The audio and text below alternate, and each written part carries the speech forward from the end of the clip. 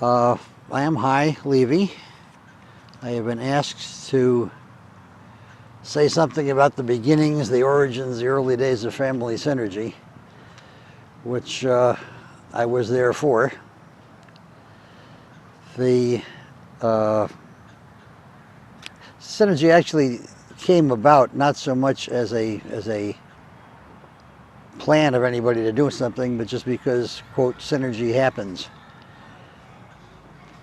Actual fact. The Levys, Joyce and I, the LaFollettes, Pat and Ann, were both kind of looking for something that probably could be called group marriage, although we weren't that familiar with the term at that time. The Levys ended up putting an ad in the Los Angeles Free Press. The LaFollettes ended up being one of those couples that answered it. We met each other. We liked each other. Pat and I got along fabulously well. But it was also very clear that the LaFollettes and the Levys were not going to be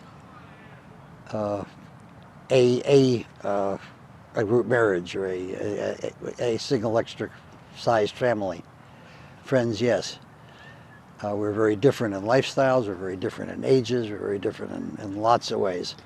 So we decided to look together rather than individually. We went as a foursome to a number of discussion groups on communes. Such groups were being held almost every night of the week in that time of the 60s. We blew people away because all they wanted to talk about was who takes out the garbage, and we wanted to, how do you decide who takes out the garbage?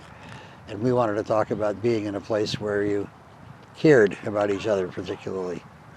But the reason for being there was not economic or political or anything else. It was to live with somebody you cared for. We ended up getting attacked a lot because our views were so dissimilar from the rest of the room. Finally decided that the only way to attend such groups without having a lot of antagonism would be for us to do the groups, bring people to us, and maybe out of the people who came we would find somebody who we could go on with.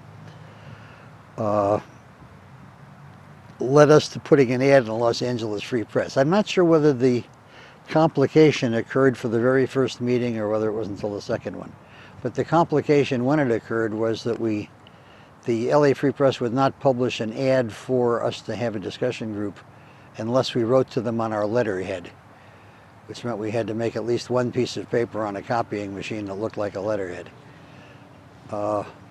I took a typewriter, typed the word family over and over and over again, and put a white piece of paper with little blue squares on top of it, cut out the word synergy, and that was the original synergy logo. Somehow family synergy was the right name for what we were trying to do. It wasn't meant to be an organizational name. It was meant to be descriptive of, we were looking for synergistic families, for a family that for couples that were together to be more than conventional couples in a committed relationship. We had the first meeting. It was something like a dozen people showed up. All afternoon discussion group, fabulous chemistry. Went out to dinner, took over a little Chinese restaurant afterward, came back, talked far into the night, decided we wanted to keep doing this, decided we would have it be an organization of some sort. Immediately named everybody who attended that meeting the original members of the steering committee of this yet to be decided upon group, and started from there.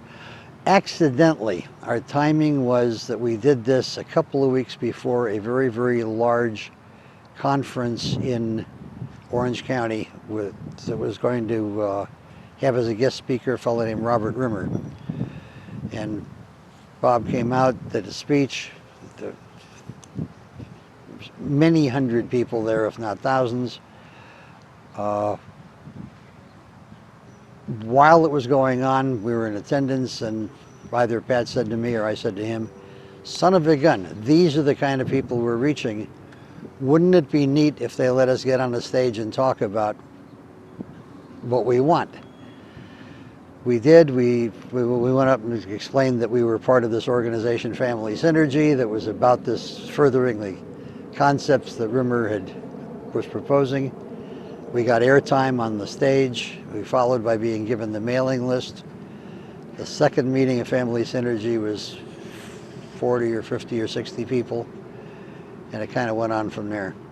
We, as I say, we started off really about group marriage solely, four-party group marriage, 4, 6, some number of equally divisible by two sexes, and also as a totally volunteer and totally totally free organization.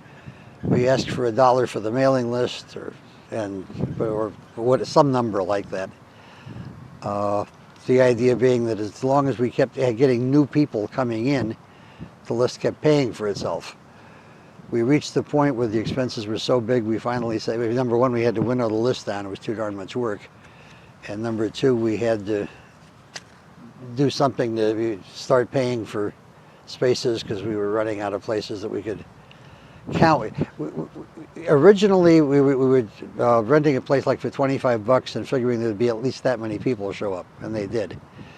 But eventually we decided we had to be a membership organization, and that's when the real conversion happened to the organization that is now, some 30 years later, still in existence and still with the essentially same statement of purpose. One other thing I think is worth dwelling on, or by saying something about, two other things before I just say, what else do you want to know? One of them is, I say, we started purely with a bent on four-party or multiple couple group marriage, moved to the concept of any kind of a multiply committed relationship was okay, because we started hearing about, we had people joining the organization who were in triads. We'd never thought of triads, but that's what they were doing. And it turns out that's, the Levys did that eventually, the LaFollettes did that eventually. It was just a much easier thing to do. We started to grow, we grew into that area, we grew into multiply committed open relationships, or just plain open relationships, as the O'Neills wrote in their book.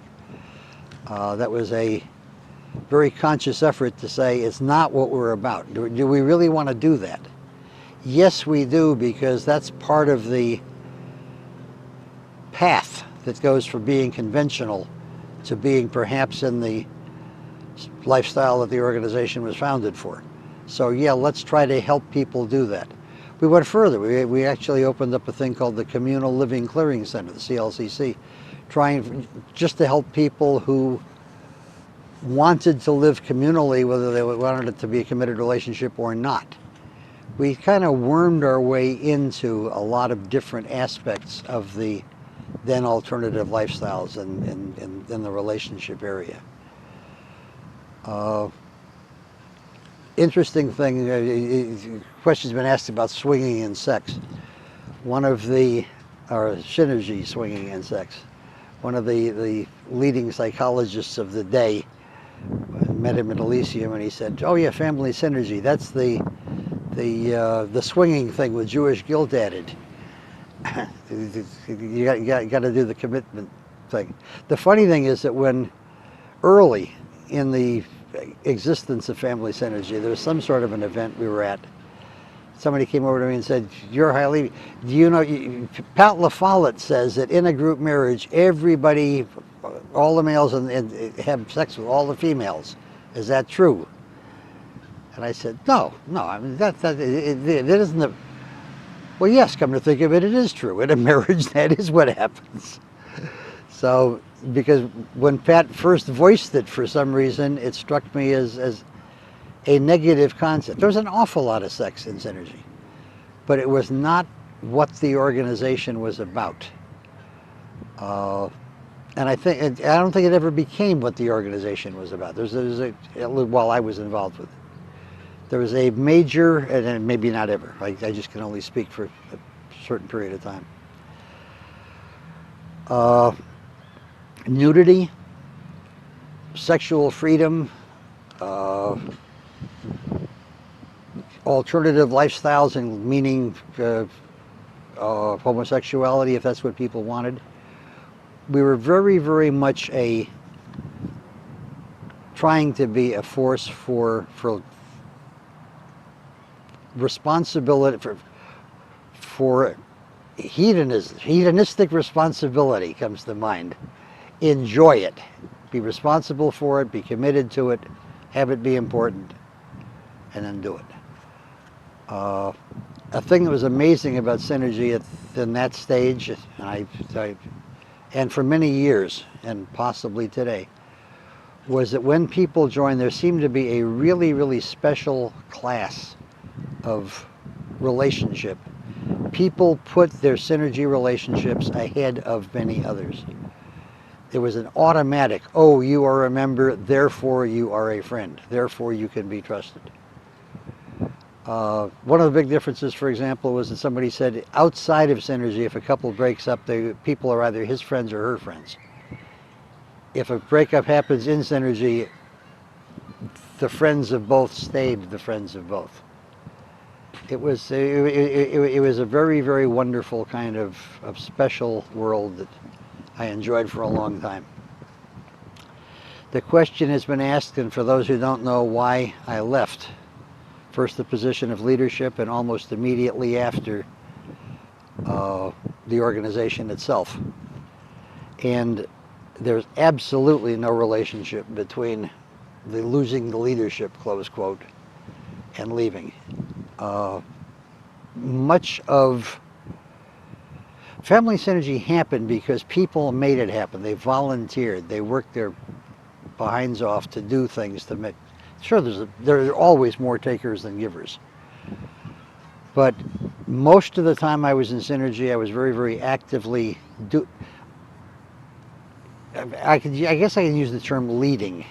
I was participating. And because I was there at the beginning, and because of there was a lot of people who listened, who respected, who etc. Same thing with Pat. Same thing with a number of other volunteer leaders. But there was never, in my knowledge, and I sincerely mean this, a power trip. There was not, it wasn't a matter of running. It was a volunteer organization led by its people, doing what its people wanted as much as possible. We would spend ungodly hours, waste ungodly hours in steering committee meetings because somebody hung up on some point. And rather than just vote it and say that's the way it is, we tried to convince everyone. We tried to do it by consensus. And where we couldn't do it by consensus, people would say, okay, I disagree, but I respect, you got a reason to do this, go ahead. Anyway, the point is, we reached a point, although we had been, I say Joyce and I, my wife and I, had been living this, and to my understanding, both very, I want to say, passionately is the first word that came to mind. We believed in a cause and we're doing it. Joyce reached a point of not wanting to be there anymore. Her philosophy changed. She pulled back. She finally reached the position of either I pull back or we are through. I had said for the 10 years or so that we had been in Synergy before that, or through that time, my relationship with my wife comes first. When it became the choice, I continued to believe and continued to honor what it was I had said all along, what I firmly believed in. I left the organization because it was important to my first marriage to do so. And I have not been associated with it since. I have been asked to make this tape and done so, but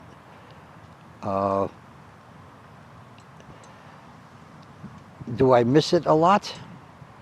At some level, I'm sure I do, because it was very deep. At another level, I don't. I made a choice to stay with the original marriage that I had. That was more important than the concept of the multiply committed. The thing that I am as strong for as before, and will be, is for individual choice. You do what you want, let other people do what they want, and that includes what I became or went back to. There were interestingly enough, there were a lot of people who came to Synergy out of swinging. There were also a lot who came to Synergy on a purely idealistic basis. A fair number who came just because there was a lot of what the heck is rumor about, and what's all this about, etc. They would come see something, like what they saw, and stay on. There were people there who were absolutely monogamous. They just like the environment. And one other thing that just comes to mind is a problem that would come up every 6 months or so. Is somebody would say, "This is family synergy. Why don't we do more for kids?" And there was always the concept being, yes, it was a family organization. We did do things that did include kids, but that's not what we were primarily about. We were primarily it grew. The present statement of purpose is fairly consonant with the one that we had then. The idea being that it is to explore multiply committed relationships of many kinds, and to support the people who are actually living in those kind of relationships. That's what the organization grew into in the first year, and has been pretty much was about all the time I was there. I have been part of 2 triads, both of them with another man living in the house. Both men who were, for some time at least, very, very important to Joyce, and therefore very important to me. Their names were Dick Weiss and Ralph Wenzel. They were some years apart, and they were, so I think, about a year or so each while we were together. I also had very important relationships that were outside the family, that were not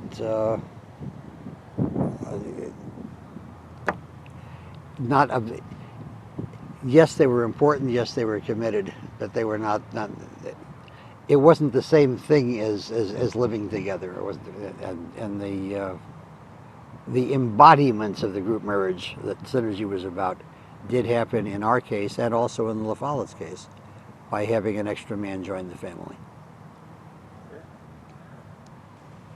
I don't know what my own personal philosophy is right now that I would go on record as saying.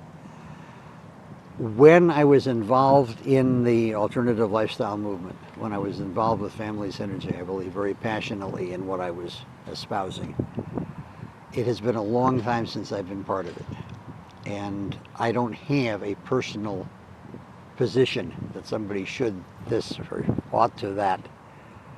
I think that the idea of exploring, the idea of being able to do, is important for the people to whom it is important, to people who want to make that quest. I think that many of the people who do that will find it extremely painful. I think many of the other people who do it will find it extremely worthwhile. Some will do both. As far as there being organizations, there have always apparently been, at least since the 60s when we started, there were kindred organizations scattered around. It seems to me that the fervor of the 60s kind of went down, went away, but Synergy survives. There are other organizations that are synergy-like, if you will.